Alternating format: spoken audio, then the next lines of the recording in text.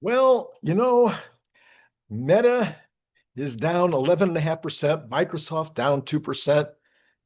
That's after their earnings yesterday. And I am not listen, it might just be that all of these things have gone up so much, they just had to come down a bit. I don't think that those stocks going down are helping the markets that much, but I am beginning to see a little bit of a turn. Treasuries, of course, are selling off, and so the 10-year is up strongly this morning. Um, uh, the betting on December, the Fed in December has doing the cut of 25 basis points is now down around 70%. And what I'll be doing is I'll be really watching these Fed governors and presidents giving their speeches now for the next couple of weeks.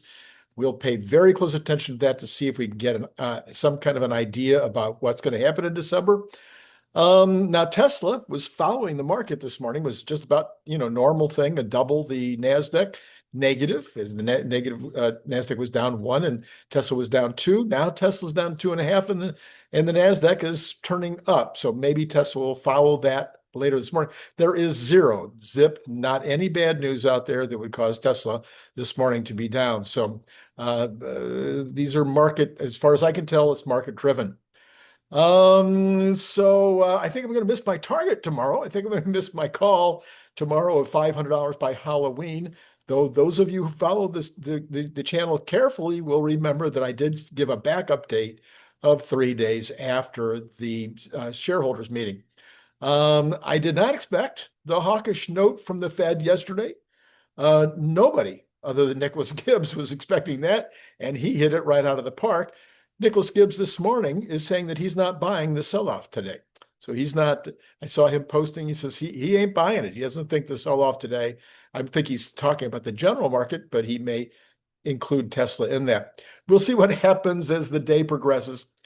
Meanwhile, the outstanding results from the Xi meeting with Trump are not counteracting the Fed problem. Among other things, China's going to buy a huge bunch of soybeans, and the rare earth issue apparently is going to go away.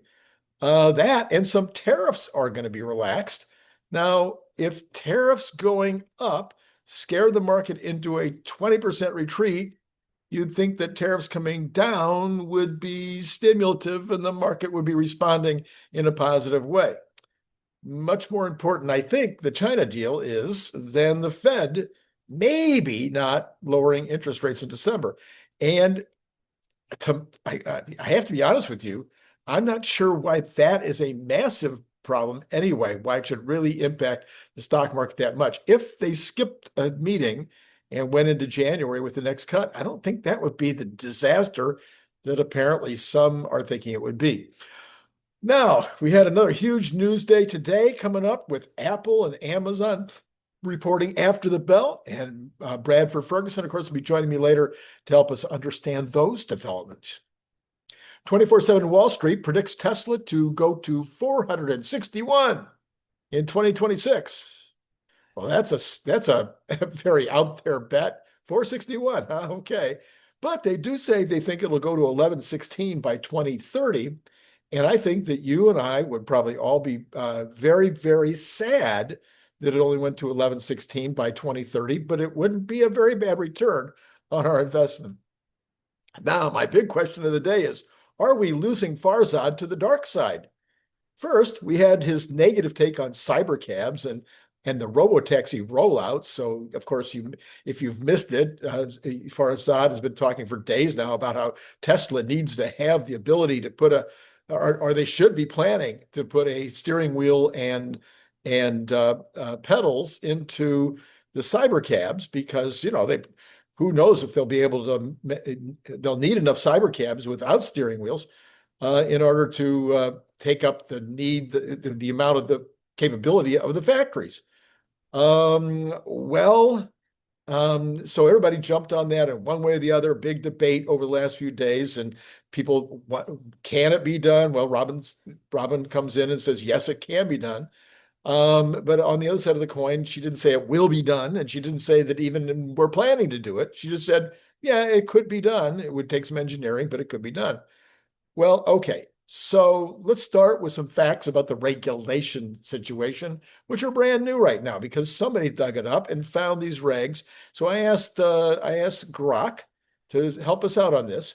The 2022 NHTSA final rule, effective September 26, 2022, amends several federal motor vehicle safety standards in the 200 series crashworthiness to explicitly accommodate level 4/5 automated driving systems, vehicles without manual controls like steering wheels, pedals, or driver assist.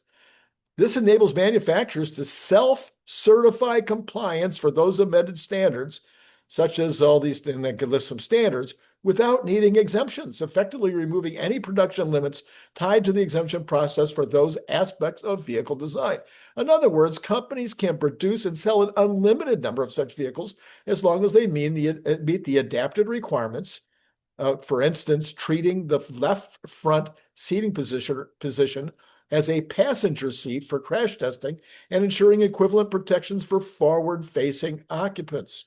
However, the rule doesn't amend all of the relevant ADS, the FMVSS relevant to ADS vehicles. For amended standards, particularly in non-crashworthiness ones like those related to lighting, braking, or controls, manufacturers may still need a temporary exemption.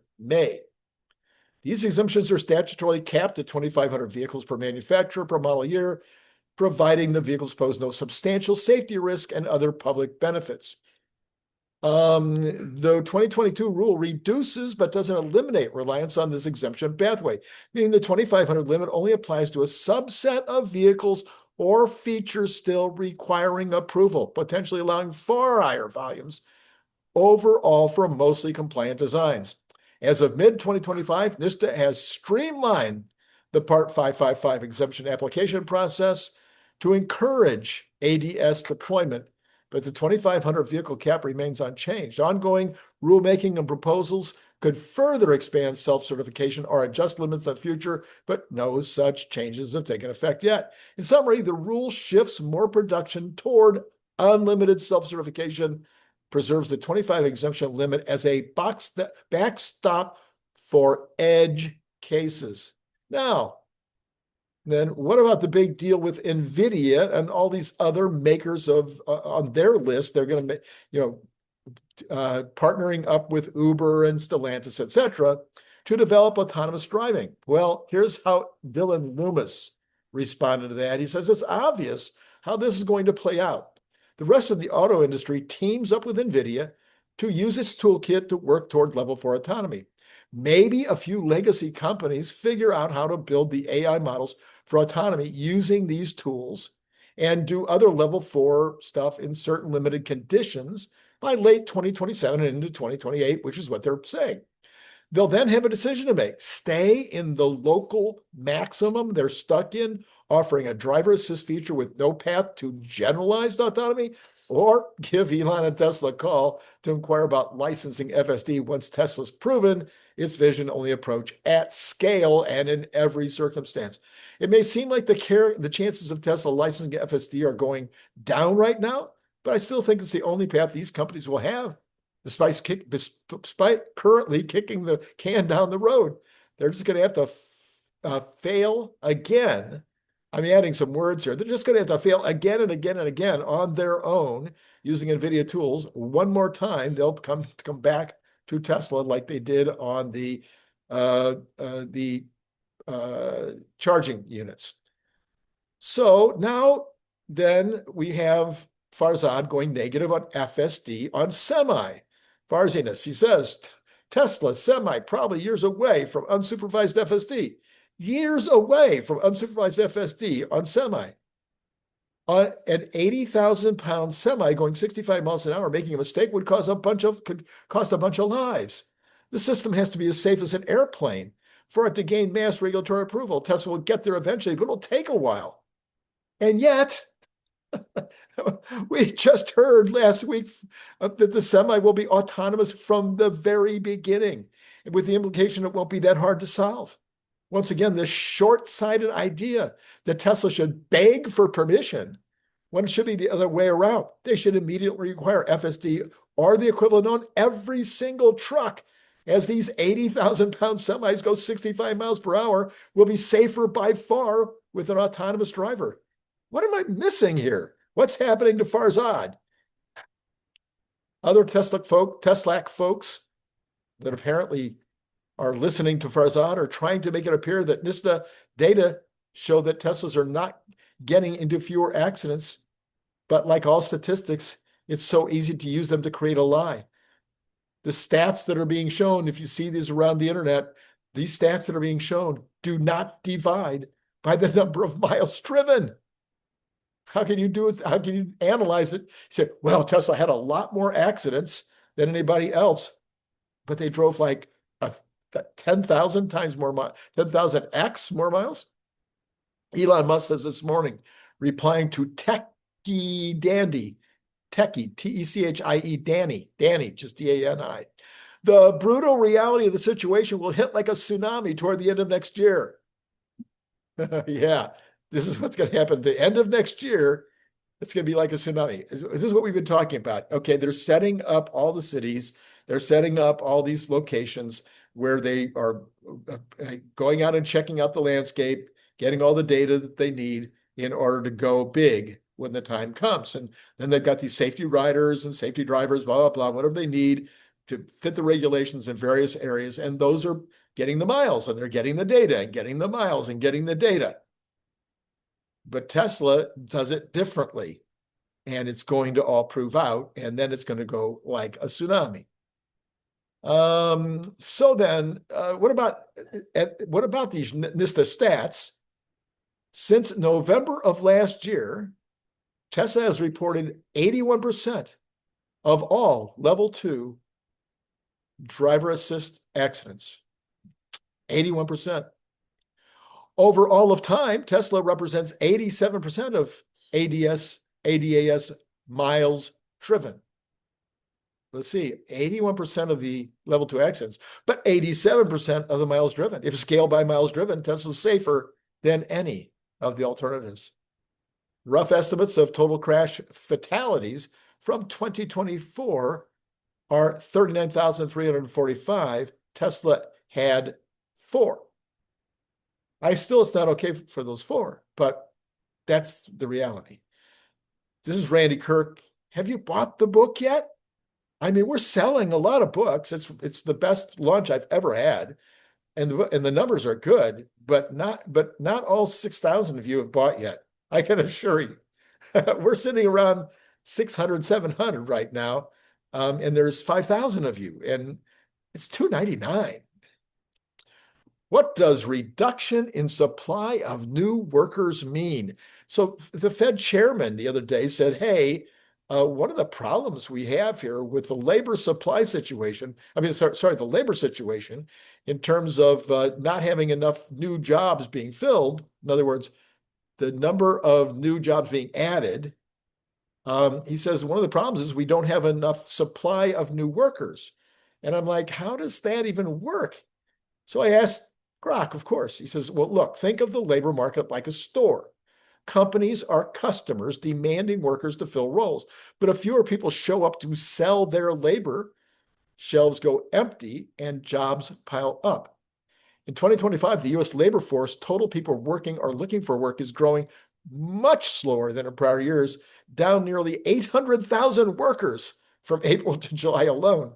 This isn't because the economy is tanking. It's because fewer folks are entering or staying in the workforce. The result, unemployment stays low, around 4.2, 4.3% for U.S.-born workers, but job growth slows, only 22,000 hires in August. Companies can't expand that as fast as they could without bodies to hire. He said, that also says, what is, labor force participation rate? What is LFPR? It's the share of the working age population, 16 plus, that's either employed or actively job hunting. As of August 2025, it's stuck at about 62.3, basically flat, but well below pre-2008 peaks around 66%. He says, for context, that's like 5 to 6 million fewer potential workers than if rates were higher. Now, why is it declining? Well, maybe it's a cyclical problem. It might be tied to the ups and downs of the economy. Post-pandemic, many people dropped out due to burnout, health issues, or discouragement. And this has eased somewhat. Prime age 25 to 54 participation hit near record highs in 2024, but it's not fully recovered. Also, steady long-term drop in men's participation, down 2.7 per decade since 1990. This could be due to opioids, incarceration, or early retirement. Women's rates have stabilized, but overall, it's a vibe killer for hiring. How long? Projections show it's dipping to 61.2% by 2033. So this is a continuing problem. That'll be partially because boomers retiring. And then why it makes sense? In a cyclical dip, the economy rebounds by pulling discouraged workers back. But right now, they're not coming back. And then, of course, we got declining immigration. The trend, net immigration, people moving in minus out, has plummeted in 2025, potentially turning negative for the first time in decades. The number right now is 2 million that have been turned back. This directly shrinks the labor pool, especially for entry-level or seasonal jobs in construction, hospitality, and ag. Foreign-born workers' share of the labor force dropped recently, and their participation rates fell also. Impact industries reliant on these immigrants saw hiring halt. It kicked off another immigration net negative immigration kicked off in the prior administration when they saw they were going to lose the election over it with mixed signals. And then, of course, now we've got the Trump administration sending people home in the millions. So result, labor force participation for U.S.-born folks dipped to 62.1 as the natives can't fully fill the gap. So the natives aren't filling the gaps and the immigrants aren't either. So immigrants now often take new worker roles. And without them, the U.S. workforce shrinks over the next decade. EPI estimated it'll contract without sustained immigration, making normal GDP growth 2 to 3% impossible. It's like building a house with half the bricks. You get the frame up, but with no roof. Now, that's the base rate, 2 to 3%. I agree with that 100%. But the other side of it, is innovation and automation could give us big increases. So real world examples, small businesses report labor shocks from 2025 policies. Fewer hires mean higher costs or delayed expansions. On the flip side, it balances things short term, no massive inflation from overhiring. I don't know that Grok got all of that right. Some of that doesn't make total sense for me, but we'll see. We'll watch very carefully as we have been doing. All right, what about inflation right now? True-flation this morning down a little bit, down to 2.43 on the overnights. Goods at 2.75. Not surprisingly, that's where the tariffs are going to hit. Core inflation right now at 2.34. That's very good. Services at 2.25. That's even better. And the PCE equivalent would be 2.65 right now. The president of the United States continues along at 45%, and the GDP now at 3.9%, which is shockingly good. All right, so what's happening with Tesla now? Yeah, it's going down even more with no news. I have no idea what's going on. But the NASDAQ has also turned south again. So we've got the Tesla down 3.54 at $445 this morning.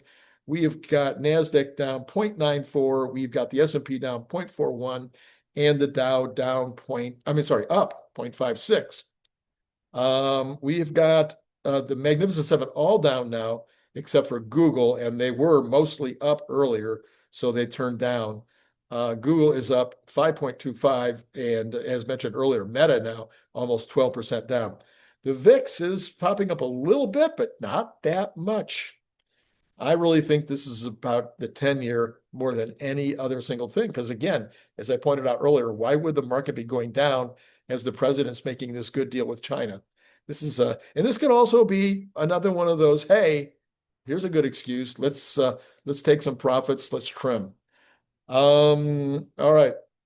So interestingly, we've been watching TDOC over the last few days. TDOC is up this morning, 6%. In this crazy market. It turns out TDOC, is apparently not necessarily going along with markets right now. And other than that, 𝐼𝐸, because of TDOC, probably is up. The rest of the Cathie Woods are down. Okay, now we got to go look at this sad story. By the way, I still win on this particular call because I said it would be under 4. I said the bonds would be under 4 before the end of the month, and they were there for a while. Right now we're at 4.089, which is down, thank goodness, from like 4.11. I'm sorry, 4.11 earlier. So up 3.1 basis points right now. So I think this will relax. I think we'll go back to the 3s. I think that'll happen. Now, part of it'll be these Fed chairmen, governors and presidents when they speak. If it looks like we're going to get the cut in December, then I think this will happen sooner rather than later. All right, we've got oil down this morning, 36 cents, hanging out around that $60 level.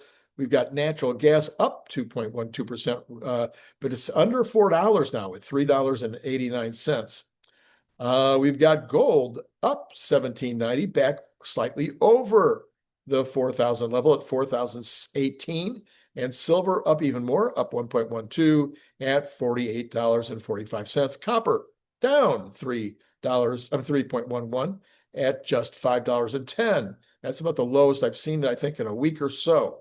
We've got the dollar mixed. We've got Bitcoin, though. Look at this now. Bitcoin down another 2,870, back to 107,851. And we've got Ethereum down 3.68% at 147.81. Both of those, according to Tom Lee, are going to be going up a lot at some point, like doubling and tripling from here. Starting to get really close to the end of the year, Tom. Do you need to change your position?